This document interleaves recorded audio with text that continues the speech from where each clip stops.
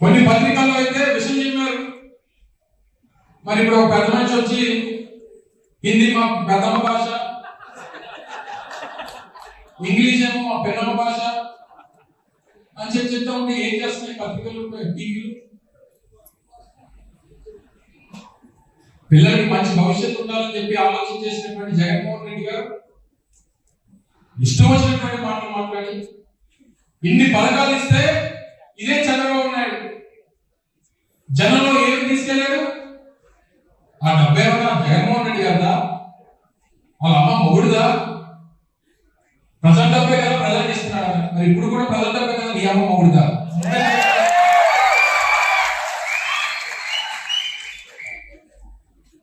ఆ రోజు జగన్మోహన్ రెడ్డి గారు డబ్బులు పనిచేస్తుంటే మాట్లాడినటువంటి ఈ పెద్ద మనిషి మరి అదే డబ్బు మరి ఈయన కూడా పంచాలి కదా. మరి ఎక్కడ దాచారు ఆ డబ్బు అంతా సంవత్సరాల నుంచి?